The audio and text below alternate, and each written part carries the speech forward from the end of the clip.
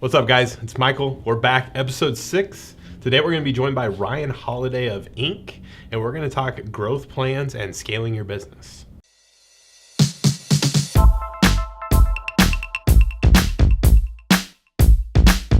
Let's talk about it.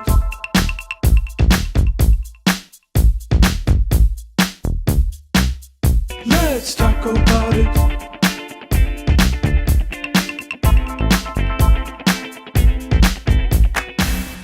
What's up, guys? We're back. Another episode. We are on episode 6 of Talk About It. So we are joined today by good friend Ryan Holliday of iink. I've got my tacos. I've got my Diet Mountain Dew. Ryan, thank you so much for joining us today. Thanks for having me, Mike. Absolutely. So obviously it's kind of a prerequisite. Do you have the tacos?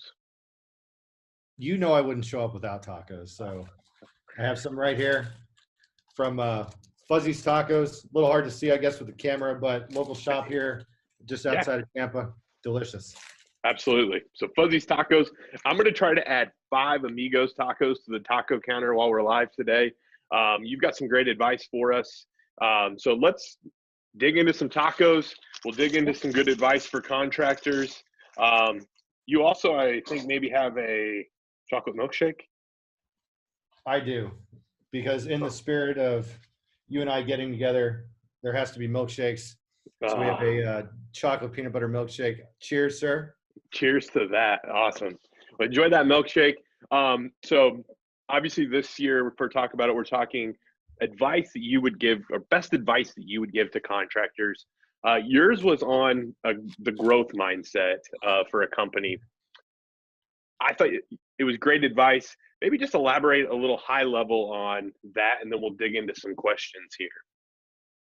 Sure. I think what a lot of contractors, fail to do, especially in the beginning, is talk about growth plans for the company and, how do you set proper expectations? How do you set proper goals, and how do you track them? I think knowing where you're going is just as important as knowing where you're at and what you need to improve to get there. So I felt that was a good thing for us to chat about today. Yeah. So this next question may seem obvious, but as a business owner, when do I go out and create that growth plan? Do I do it day one? I'm guessing 99% of business owners aren't doing it day one. At what point in their life cycle would you advise them to start thinking through the growth plan and putting it down on paper? So day one is the right answer. I think even if you don't have experience in an industry, or this is a new venture for you, putting together a plan is, absolutely necessary, even if you don't know how to do it. So I would recommend maybe a top-down approach and, figure out where you want to be in the next few years. 5 years is a good mark, and take it backwards from there. Once you know where you're headed, you can figure out what it's going to take to get there, who you need in place to help get you there, and what the plan of action is. Perfect. So ideally it was done day one. I'm going to guess we've got a lot of contractors joining us not on day one of their life cycle. Sure. And a lot of them without a growth plan in place, or maybe it's a very fuzzy growth plan. What goes into formulating that growth plan, or what steps should I take as a contractor to maybe add a little clarity to maybe my growth plan? Well, you can start at any time. If you haven't on day one, today's a great day to start, or pick the first rainy day of the week that you get, especially if you're a roofer. But what was the question? Where do we start? Or what do you start? How do I start? Yeah. How do you start? You got tacos and milkshakes on your brain? Yeah. What goes into formulating that initial growth plan? Well, math is a big one. I would say the most obvious one for people who want to, I guess, just make decisions that are easily trackable. you can, like I said, figure out with where you want to be. So let's say you have the goal to generate in 5 years $5 million a year in revenue. So what's it going to take to get to 5 million in revenue after year 5, and what's that look like for you?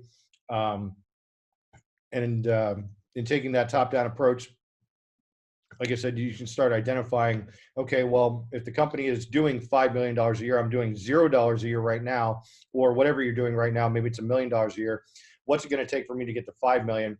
And where can we improve upon the process that we have in place now in order to get there?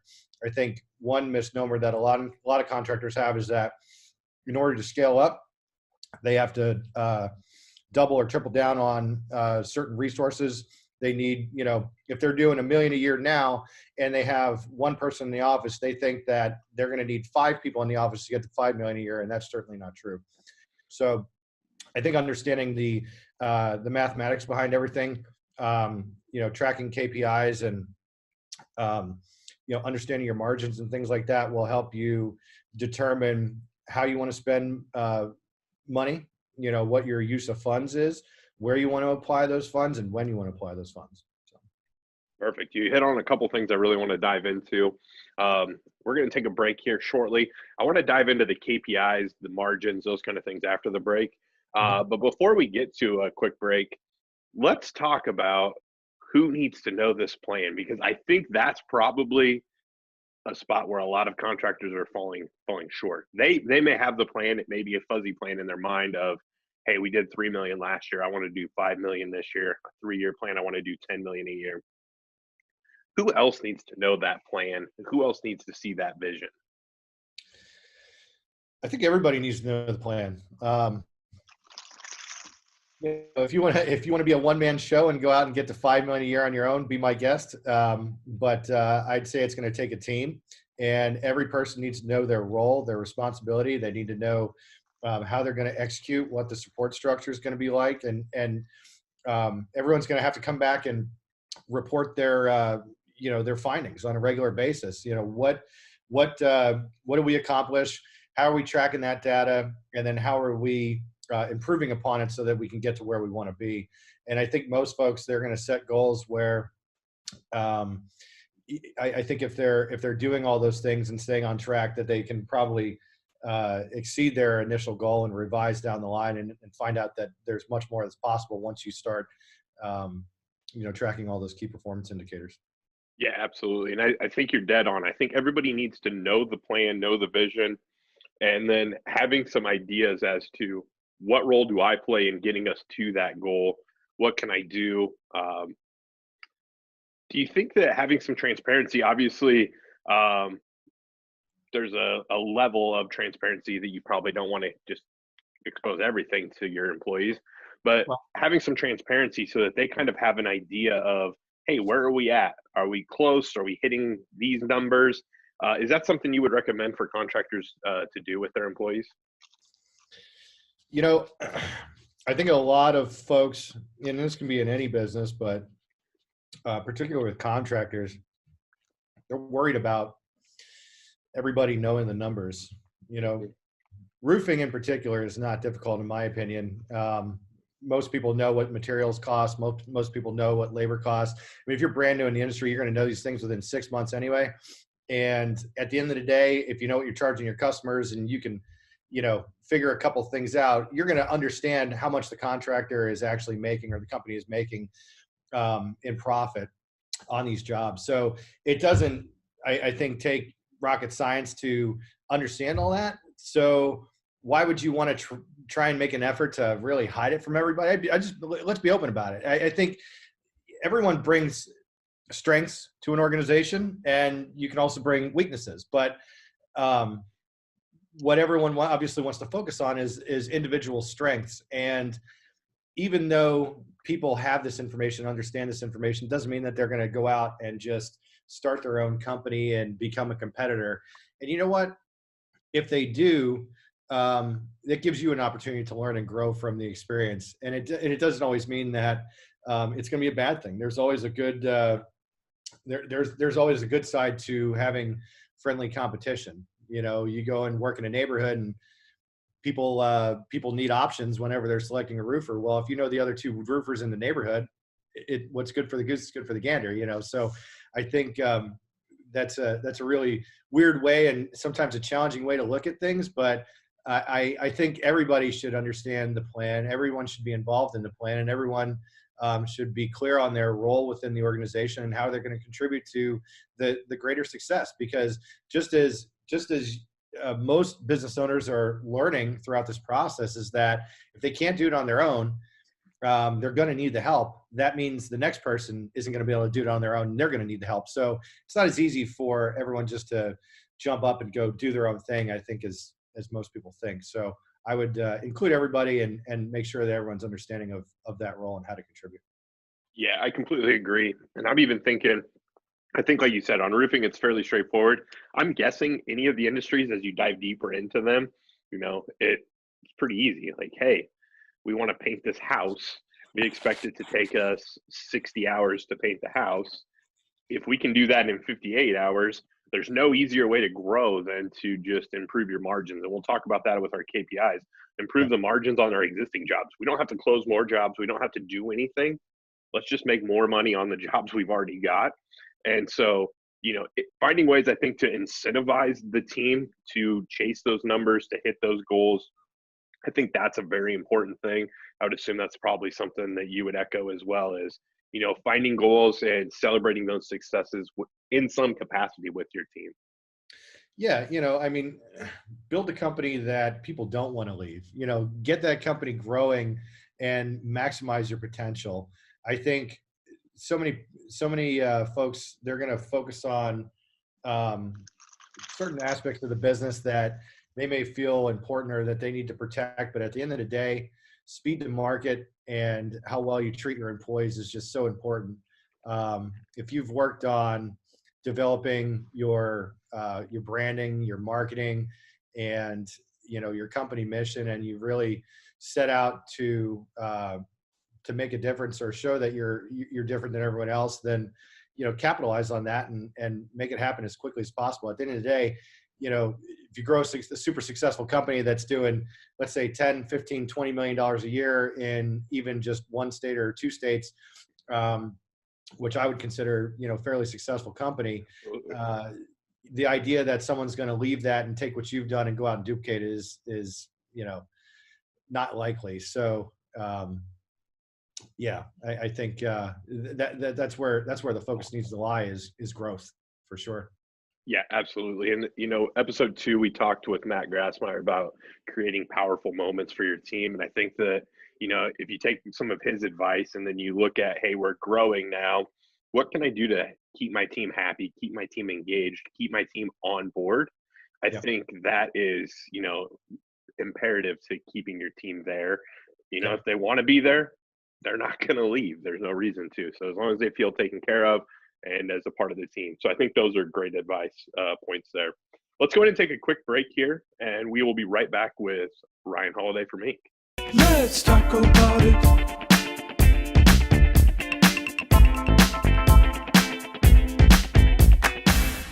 Hey guys, remember, if you do have questions, go ahead and comment below. At the end of the season, we're going to be going live with a special guest, and we'll get all those questions answered for you.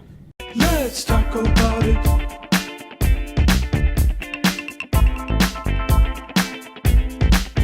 What's up, guys? We're back here. Ryan Holliday with iink. Like we talked about earlier, Ryan, I wanted to dive into the KPIs a little bit. In your opinion, before we talk about, holding people accountable to hitting KPIs, how do I incentivize it? What are some good KPIs for a contractor to have in terms of growing their company? Well, I knew we'd be talking about this today, so I wrote a couple down.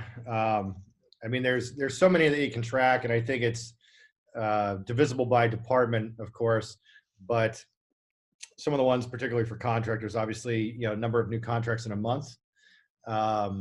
You had brought it up earlier. There's a lot of companies out there that, they're doing, let's say, 1 million or 2 this year, but next year they're all of a sudden going to want to do 8 million. They say, yeah, we're on track to do this. Well, what did you do last year? You know, that'd be my first question. If they did 2 million this year and they only did 1 million last year, what is leading everyone else to believe that they're going to, you know, 4x their volume without some significant, you know, improvements and changes? And then what do you need to track in order to get there? How do you hold people accountable on the way there? So, you know, number of new contracts in a month is a great one to track for sales.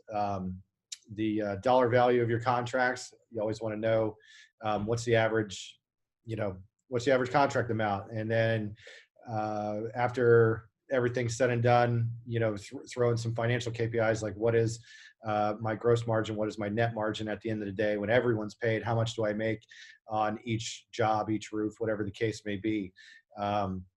You know, and then you figure out that the average net margin, and then you can do some simple math by saying, okay, well, if we do, you know, X number more jobs per month, then we can expect this amount in additional revenue, and that's going to get us on track. And then we need to continue that trend moving forward if we want to hit that 8 million. But most folks, you know, they like I said before, want to double down on existing efforts, and sometimes that's not always the best, because really then you're just doubling operating expenses or you know, other spends within the company that don't really relate to a higher ROI. So Yeah. So one that is very familiar in a lot of contracting worlds is door knocking. And I think you hit the nail on the head there, where, you know, if it took us 1,000 door knocks to get X number of contracts last year, well, if we do 2,000 door knocks, we're going to get 2x the contracts, which the math plays out. But like you said, you've got to double your team out there to do that. What about some KPIs that would maybe be around improving that percentage at the door, or maybe a KPI on getting leads that would be outside of door knocking, or whatever it is? You know, are those KPIs that would be smart to track, in your opinion? yeah, you always want to be looking for opportunities to improve your current processes. So rather than doubling down, you know, what can you do to make your process more effective, more efficient, and therefore increase your sales and your margins? Do you really want to double down your efforts to go knock twice as many doors next year? Or would you rather explore some additional potential marketing opportunities through social media or SEO or some form of internet marketing, you know, partnerships with other companies that, you know, can help get you business, and you complement theirs.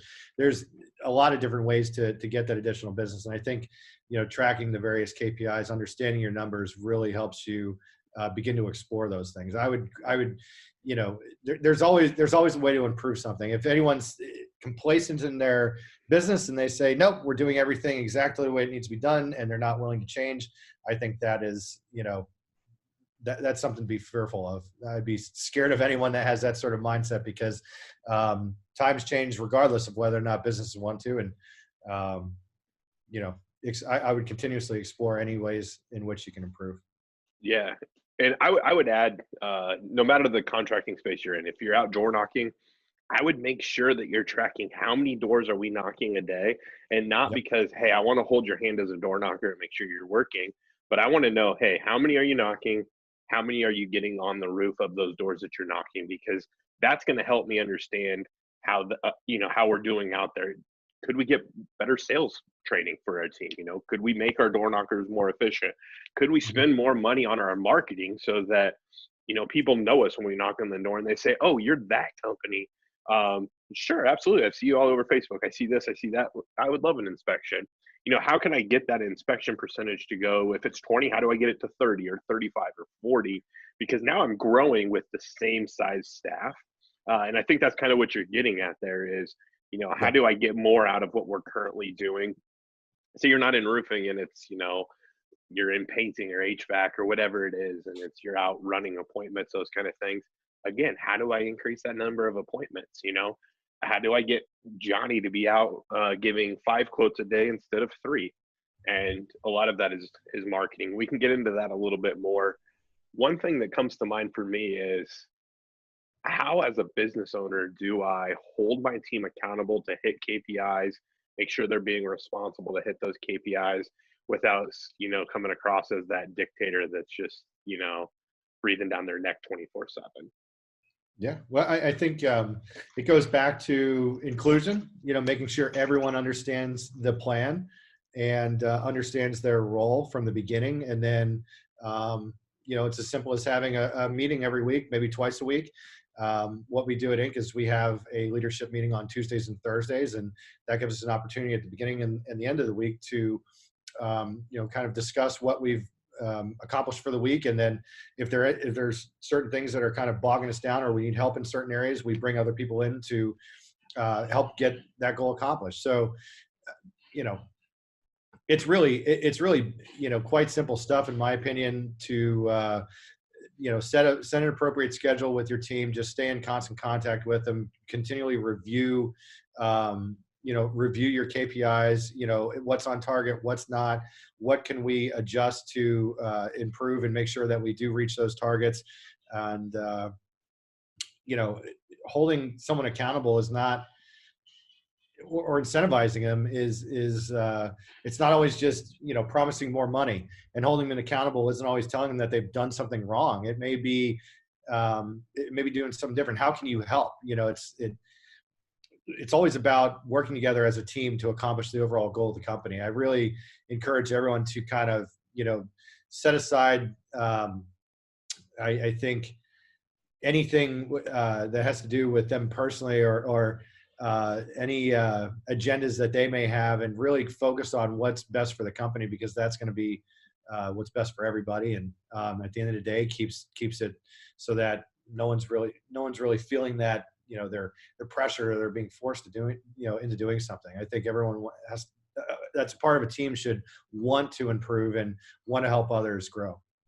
Yeah, absolutely. I think, and we're talking about KPIs. I think a lot of that comes down to you as an owner setting good KPIs for your team. Johnny says he wants to go out and sell 2 million in roofs this year. His KPI cannot be sell, let's say 2.4 million, so I don't have to do any crazy math. His KPI cannot just be to sell 200,000 a month. Like that's not a good KPI, because when you go and you say, "Hey, Johnny, where are you at?" "I did 160. "Oh, you didn't hit it, or you did hit it?" Helping Johnny reverse engineer, well, what's it going to take to get that? What's your, average closing percentage? What's this? What's that? Johnny, this is what you're going to need to do. And it may be as simple as X number of door knocks a day. Johnny, I think you need to knock this many doors a day. If you can increase your closing percentage, though, by X%, help him see that to get to that, whatever number it is, 2.4. Well, if he can just increase his, inspection percentage and his closing percentage by a little bit, he can get to 3 million actually doing these numbers, those kind of things. So I think that's very important as well.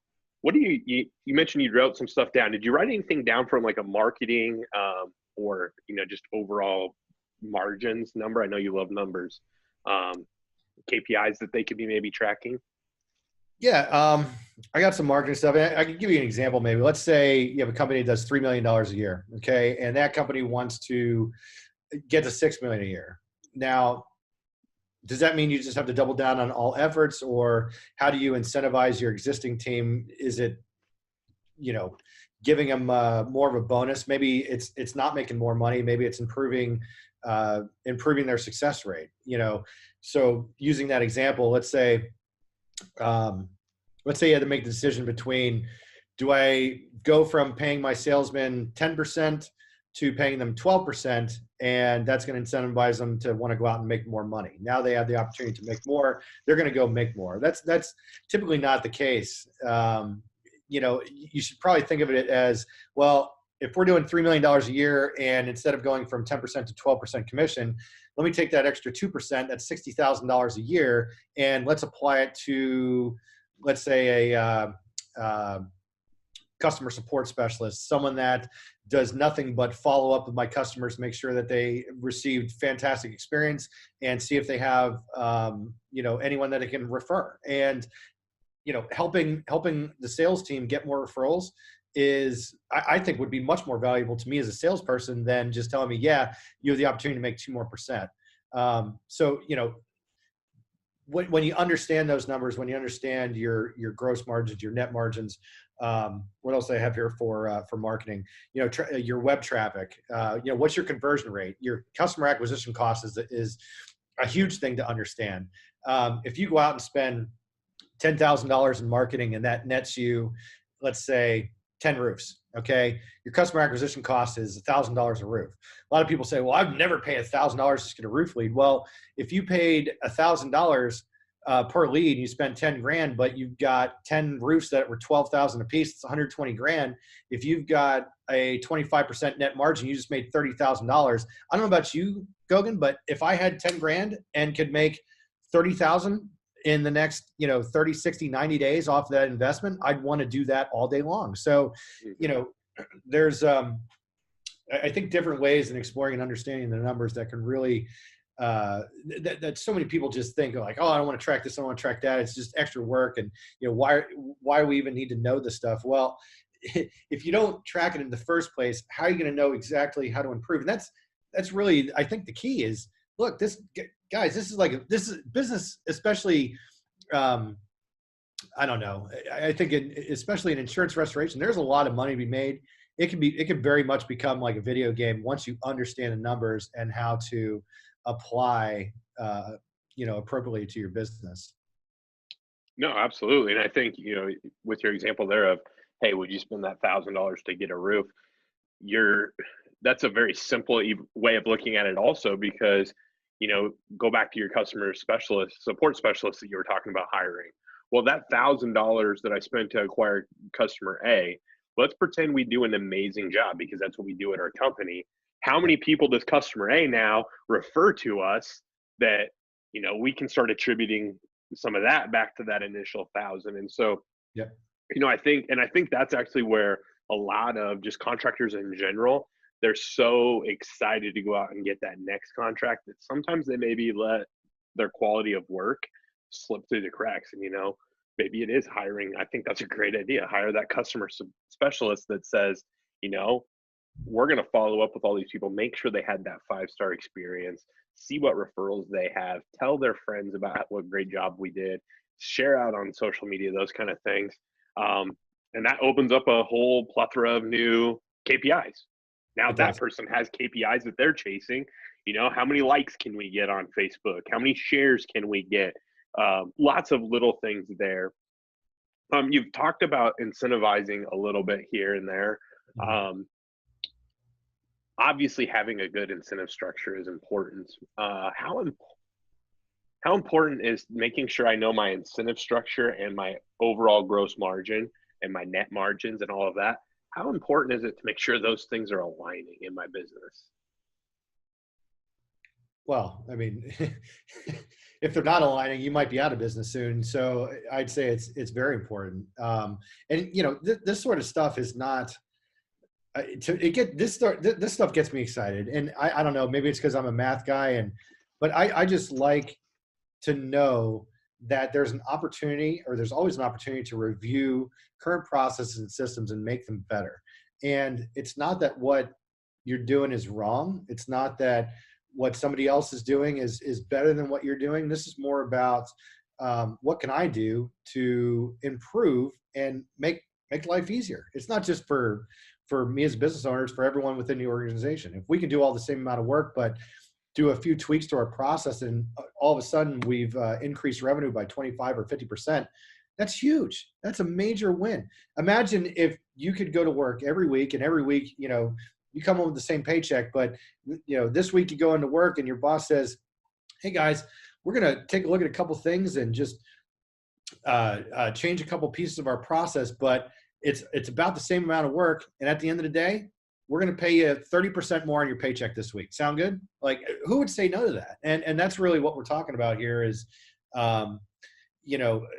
just start with a profit and loss statement. If you've never put one together, Google it, start with a spreadsheet, just open the spreadsheet. I don't care if you start writing down, just here's what I think everything is going to cost.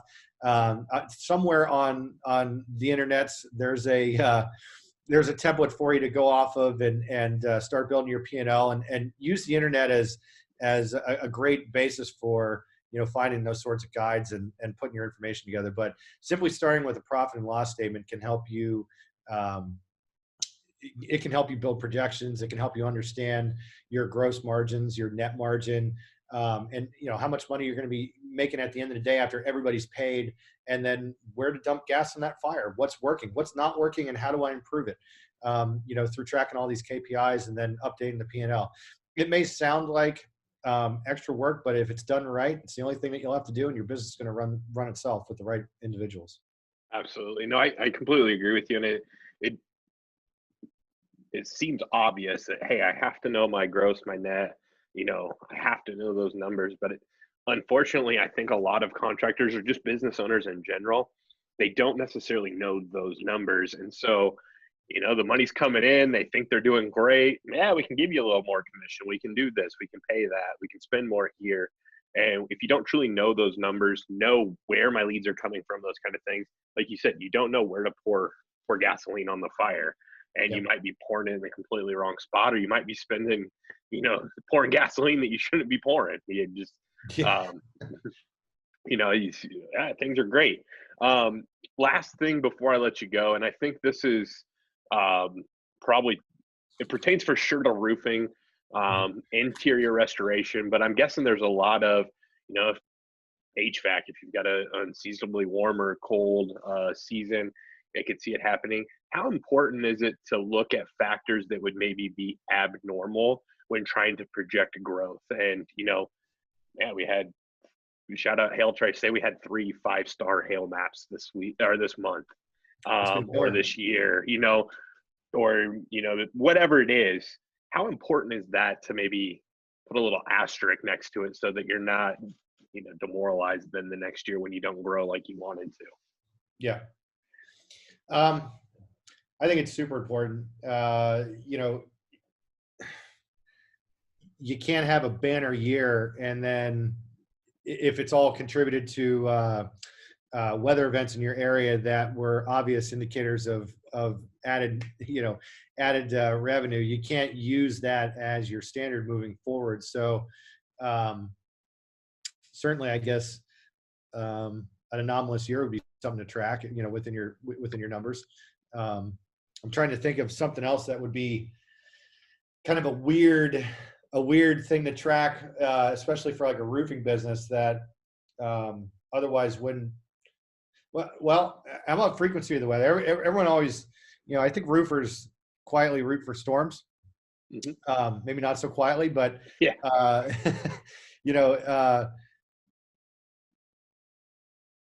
Along with those storms and the weather patterns, I mean, you may be excited to get a lot of business, but what happens if that also is then followed by a rainy season?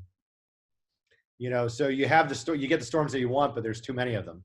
You can't put roofs on, or you're outwriting contracts. How do you end up servicing all that demand in case other things outside of your control happen?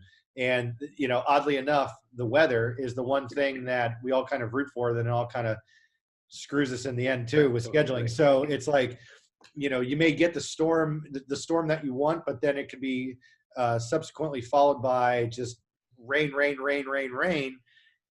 What do you do then? You got a bunch of customers expecting a roof on it. The excuse of, well, we can't stop the weather only holds so long. And as common as you may think that is from a roofer perspective, from a customer perspective, they don't care. They don't care that it's raining. They just want their new roof. In fact, it's raining. It might rain through their old roof if you don't put the new one on. So, it's customer service, I think, is one of those aspects of of the roofing industry and our industry in insurance restoration that is, I guess, underserved, and with a little bit of added customer service, I think you can avoid certain situations like that. Get the customer to fall in love with you and your company, and then when things like that come up, it won't be such a big issue. Yeah, absolutely. And that's kind of where I was going with it is, when I build my growth plan, I can't have in my growth plan, well, this is what we were going to do if Mother Nature cooperated with us. You've got to put in your growth plan and in your KPIs things that you can control. And I hear it all the time, like you said, from roofers. Yeah, we would have done 10 million. It just didn't get any hail, or we haven't had hail in 3 years. What are we going to do? So I think it's important to make sure in your growth plan, it's things you can control. I think that's a great kind of ties it all together. Know your numbers, create KPIs on things that you can control as you scale your team, and find places to pour gasoline on the fire. So, Yep. Ryan, I hope you got your milkshake at least a little bit gone. I made you do most of the talking here today. I do. But it was a pleasure as always. So, thank you so much for joining us. We added 5 tacos to the taco counter today, which is great. Ryan Holliday with iink, and his advice: know your numbers, create a growth formula off of those numbers. So huge thanks, Ryan, and we'll see you guys next week. Let's talk about it.